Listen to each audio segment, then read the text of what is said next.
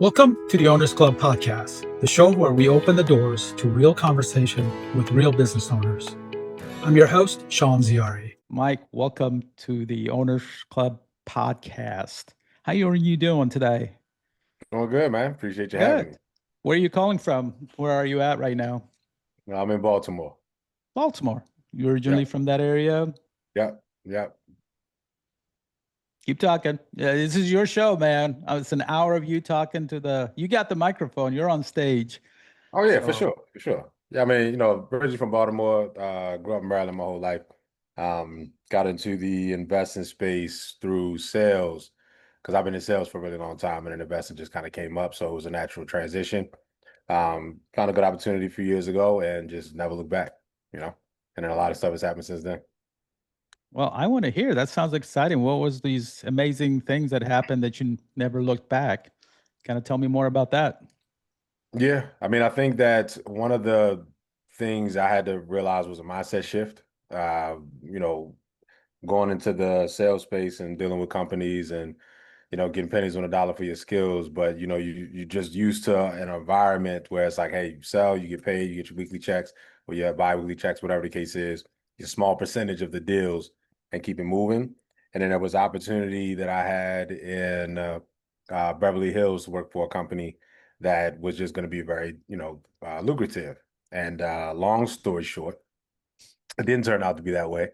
And it was playing with my money, man, and I couldn't deal with it no more. And I was just like, you know what, screw it. I'm not gonna let anybody deal with that or play with me like that. So I quit.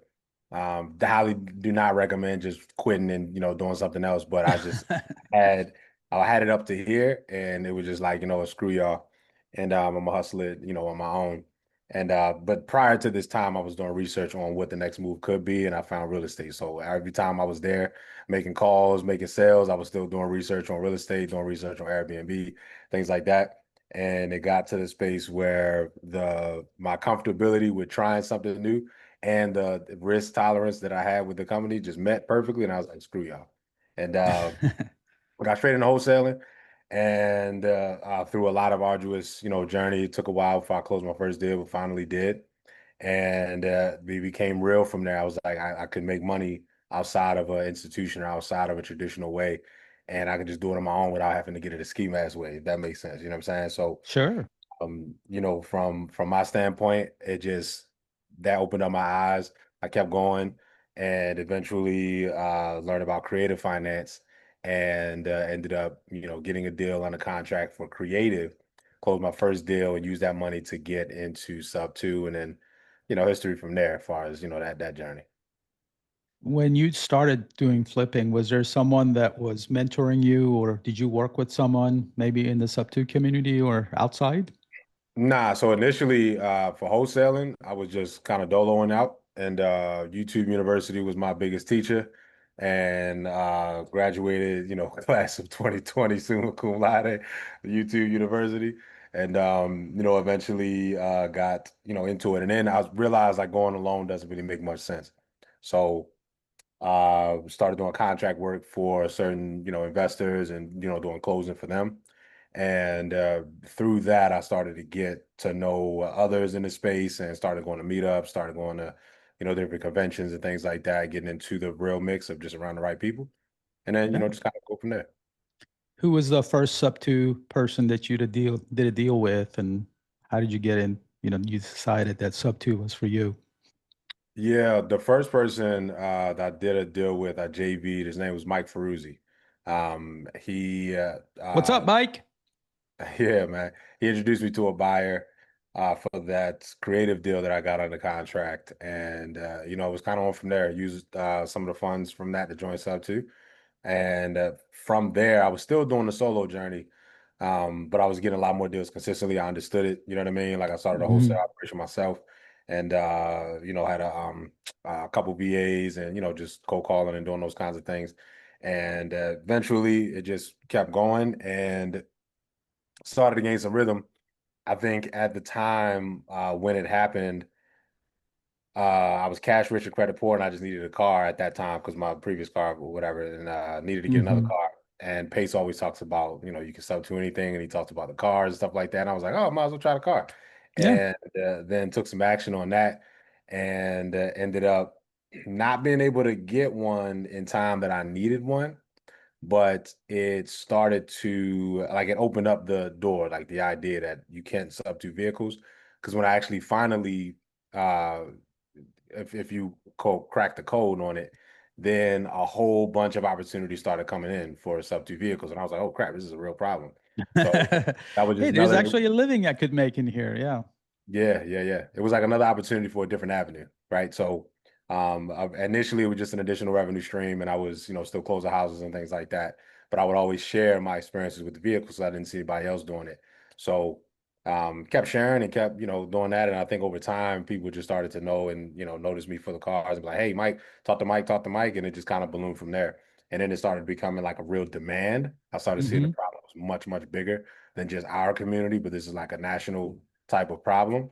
And that's where it kept going. You know what I mean? So doors keep opening, man, as long as you keep on working. Yeah.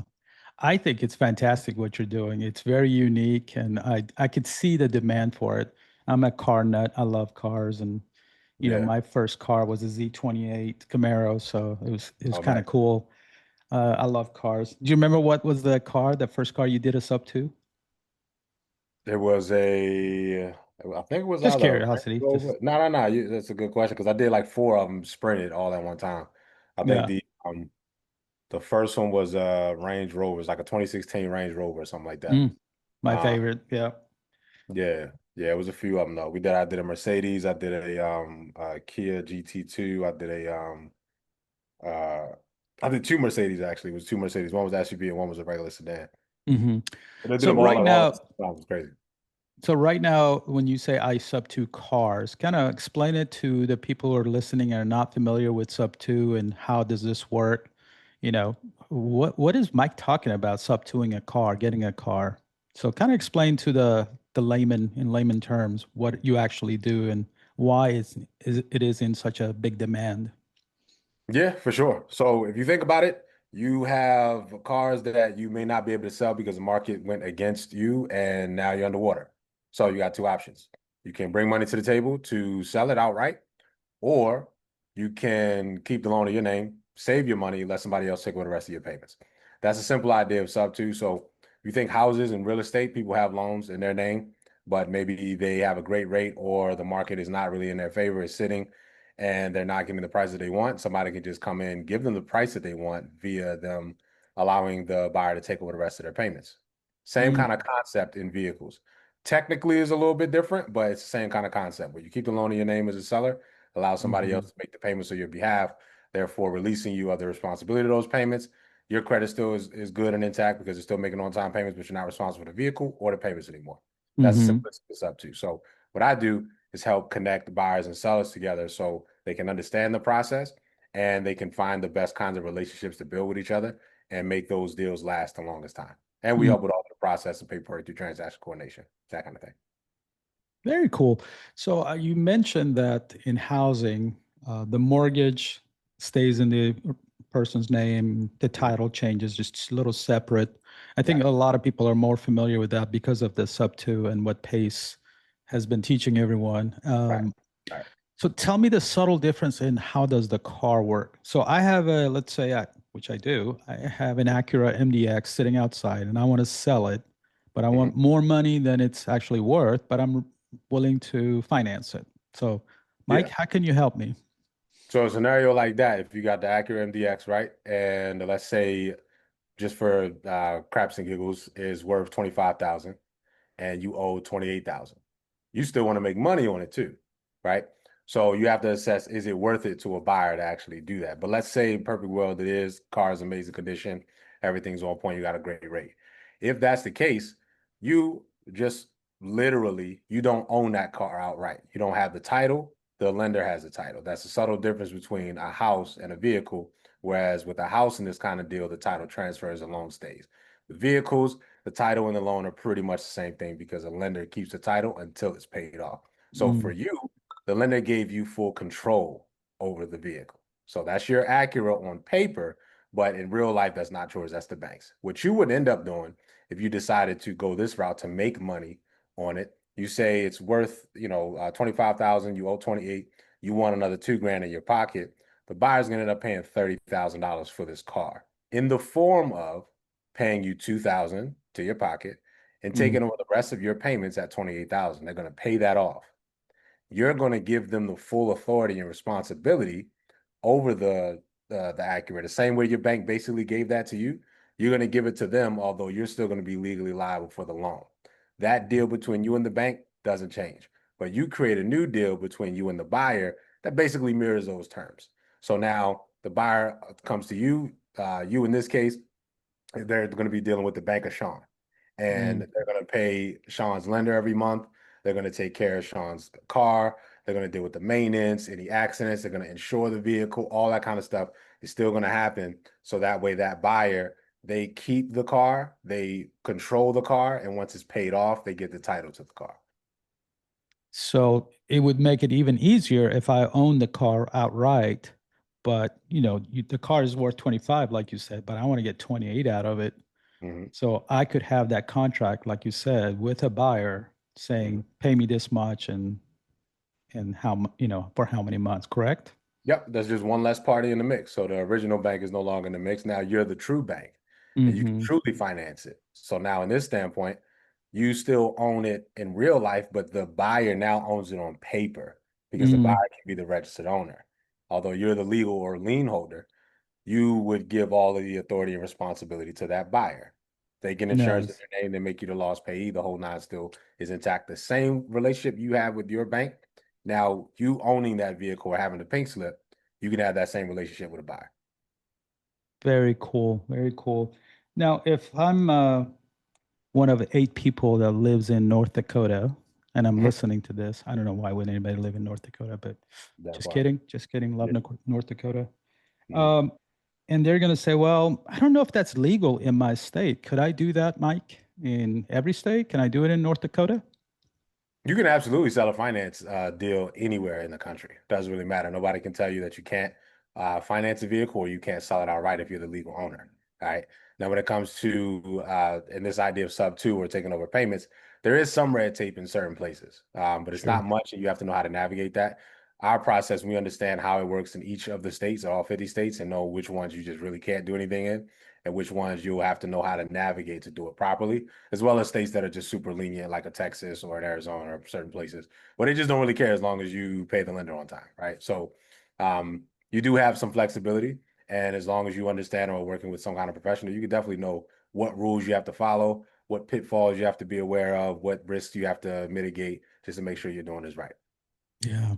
That's such a great idea on what you're doing. And it is actually a service because I know of so many people who are upside down on their car, meaning not upside down in a lake, but meaning the Yeah. car that they are making payment on, they owe more than what the car is actually worth. Right. So, and if they need a new car, let's say you're moving across the country and you need a truck, well, how can I sell my little Subaru, small Subaru, if I'm upside down? Well, Right. then you call Mike Davis and he'll work with you. He'll find a buyer. Is that right? Am I on the right Yep. track here, Yep. Mike? Yep. That's Tracking right. awesome. Now, Mike, if somebody's listening and wants to reach out to you, is there a number or email they should use to reach out to you? Yep, easy call. So you can find me on social media. I'm always active, Facebook and Instagram at Mike Will Close It. You can also join our free Facebook group, facebook.com/group/top method, where we actually teach the process of subtooling vehicles. And buyers and sellers are in that group all the time, listing vehicles and going through processes and pitfalls, as well as wins and losses, all those kinds of things that we do share so you can see the Hmm. process in and out, fully transparent.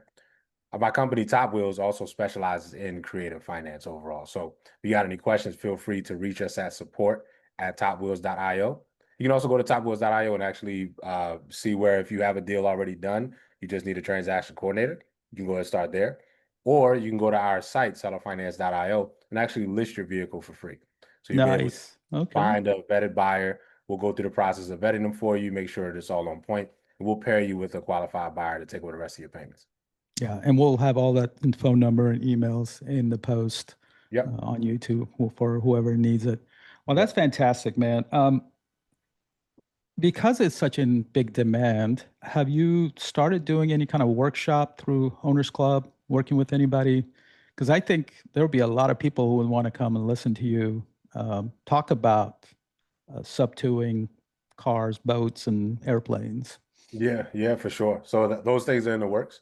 As far as Owners Club goes, I have a 8-week coaching program called the Top Method Academy that we're actually starting at the end of this month. That will go through the entire process of Subto and seller financing vehicles, as well as how to make money on it, doing wholesaling them. So if anybody's looking Mm, to make money on the side, our program is designed to get you to the 10K mark and above every month just by connecting buyers and sellers. So we teach you the process of how to find these deals, how to negotiate, how to overcome mhm. objections, how to deal with the legalities of this process so that you can come in and make money, just connect to people in a niche that is drastically underserved, but highly, highly needed. Absolutely. Yeah. Well, I'm calling you right now. I'm talking to you from Gig Harbor, Washington, and Carly Grumman and her husband Alex Yep. also do sub two, but they're really focused on an RV because in Washington, RV parks are every Yep. other car is an RV. So Yep. we all live Yep. in a national park. I feel like sometimes coming from Mhm. Texas, it's such a Mhm. vast difference. But Yep. shout out to Carly and Alex, Yep. and if you want to reach out to them, I think they're about to do the same thing. Yeah. Talking Yeah. about the Yeah. service they provide, and I really hope you get this going, Mike. And how would I, if I want to sign up for that, how would I reach out? Same way, same, Yeah. So for or the the training, academy? the I 8-week meant. Sorry. course, yeah, the 8-week course, that's jointopmethod.com.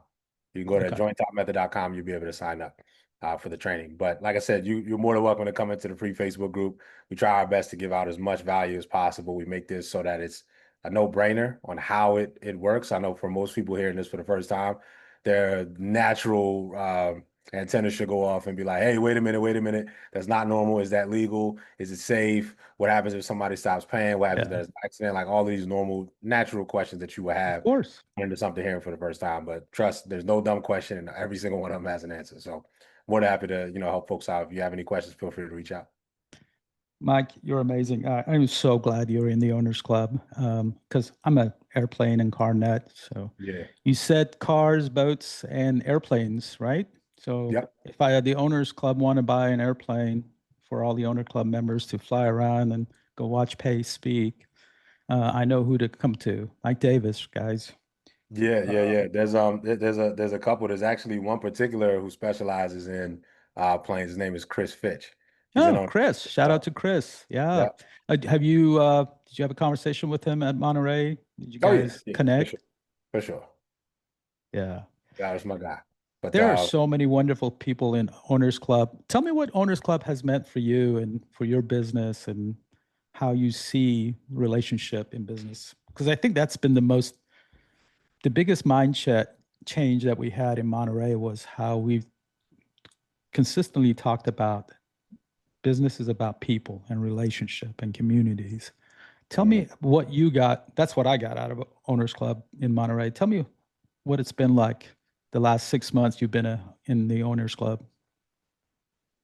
I think some of the biggest things are being in the room. Like it's super, super important to be in a room with like-minded people.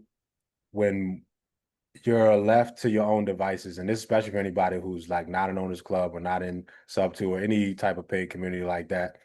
You think you're just paying into some space to some person who's leading it and just filling their pockets and you're getting scraps or something like that. So naturally you're like, why would I ever do that? Why would I like you don't look at it like an investment in yourself. You don't look at it like an investment to get around the right kind of people.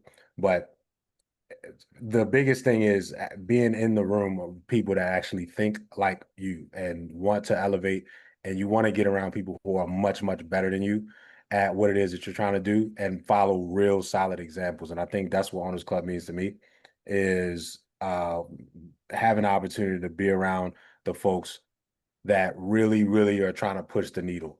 Like I'm a big thinker, a big visionary. I'm a creative at heart.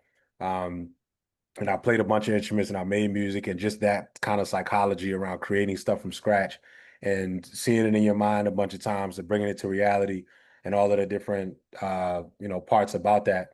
It's like sometimes you get to thinking that you're crazy. Sometimes you get to thinking that you're, especially in isolation, you just like nobody can relate to me. I can't talk to my family, can't talk to my friends about Yeah. this. We just got to talk about normal everyday stuff, down to earth stuff, if you will, right? That you don't have that kind of space to do. Like I think in Owners Club, I have that freedom to be that way and be around folks that think similarly, and I can feed off of some of their ideas and their inspirations and their actions and their like work habits and their consistency and discipline and focus and ability to execute at a high level. Like I feed from that stuff, and that's not stuff that you get on a daily basis. So I think that's the biggest thing for me is knowing who I can get with that's like on that level or well above that level that I can just tap in with and either connect with, collaborate with, or learn from. Beautifully said, Mike. No, I could not have said it more elegantly what really Owners Club is, and why we do it, why we pay into it, because we want to be in the room of achievers. Yeah. Very nicely done. Um, when you were in Monterey and you were, all those 3 days and during the breakout, was there Mm. someone in particular that you looked at and go, man, I really want to do business with her or him? Was there someone that, whoever's listening might say, hey, yeah, I'll work with Mike. He seems like a pretty good guy. Who was it in the Owners Club that you have not had a chance to approach and talk to?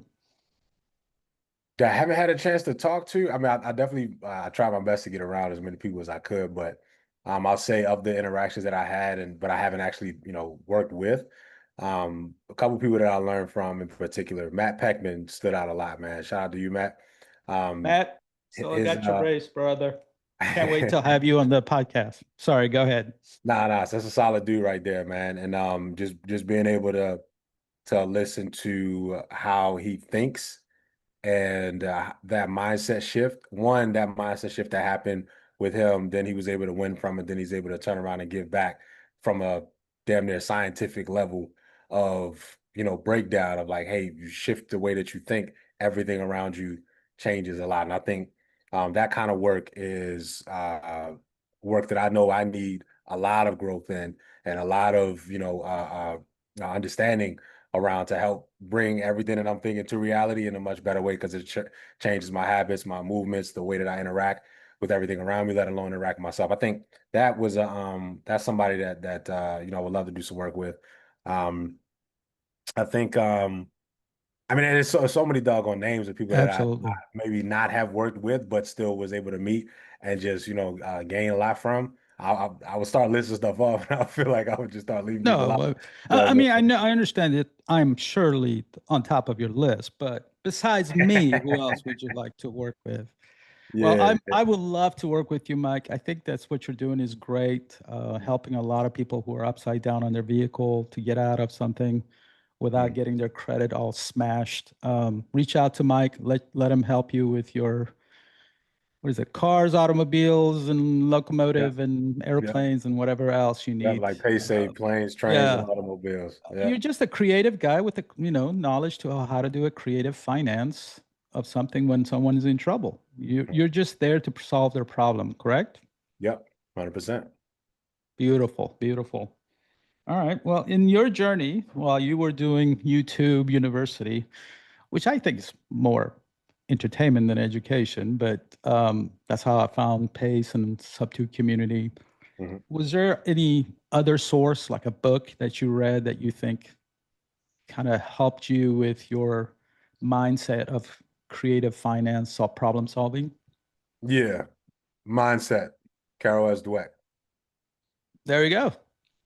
100%. I think that book helped shift my perspective on life overall. The way that I was moving before, I had to admit that I had a very fixed mindset. Just things were the way that they are, and it just is what it is. And that book, I read it 3 times. She helped me really reprogram the way that I think to everything is, adopting that 1% better every day kind of mentality of you can grow. You just continue to be at it and you just continue to grow. Um, I think that book in particular served as like the deepest rooted seed for my shift in my mindset, which I hadn't realized how deep in the dungeon I was, fixed mindset wise. But I think that book definitely helped. There's a bunch of books. I read a lot. I listen to a lot of Audible. I listen to a lot of very good growth minded speakers and audio books, podcasts, things like that. But I think that around with that time of saying screw the normal corporate path. Uh, Hmm. both of those things at the same time really served as a launching pad. Yeah. I'm sure you remember the meditation that we did with Jamil. That was just amazing on day 3. I believe it was day 3. Yeah. Yeah. I'm sure you enjoyed that. Mike, I'm waiting for you to write a book. I think you got a lot to say. I think you need to be on stage, brother. I think you're ready. I think that'd be I dope. see I big appreciate things in it. you, man, and I see it. You're on the Mount Everest, and I think you should write a book. Yeah, I appreciate it. That's how I feel right now. The energy says Mike Davis needs to talk, get on stage and get the megaphone and talk about his mindset, where he came from, he helps people. I would love to see you there, man. And I want you to autograph my book when you Yeah, release it. So, for sure, man. I appreciate the vote of confidence, man. oh man, I believe in you. What you're doing is amazing, and I think a lot of people around the country need your help with creative finance to get out of it. Car, Mhm, boat, RVs, anything mhm. that you could look into it and say, okay, well, let's try this. Problem solved. So I appreciate you, and I appreciate your time here today. Thank you Yeah, so much. Usually I end by asking a question. I have yeah. 1,000 questions according to ChatGPT that are asked in a podcast. So I'm going to let you pick a number and we're going to read that question and you're going to answer it. You Out of a ready? thousand? 1,000. And if somebody already answered it, you got to pick another number. Out of a So from thousand. All 1 to right. 1,000. 777. How much? 777. 777. Ah, good boat. 777 is awesome. It's amazing how easy it is to fly. They've done an amazing job. Yeah. Boeing does some things right once in a while.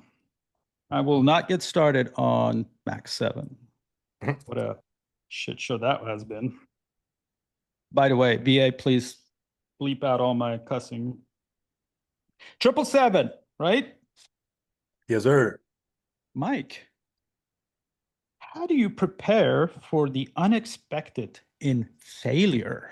Ooh, that's a good question. You didn't expect to fail, but you did. But how do you prepare for something like that?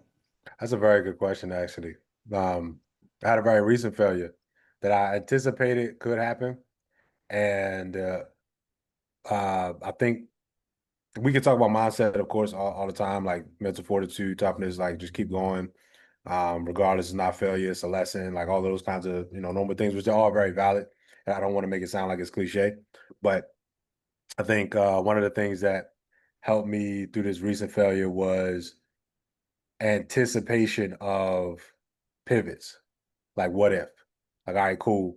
We're going for this particular goal. If that doesn't happen, or if we put everything in motion, but it still, doesn't go through the way that we want it, how do you pivot? And then how do you pivot smoothly, quickly, and efficiently? Like, what are your backups? Like, if I can't land in the sun, which star am I going to aim for to bounce off to?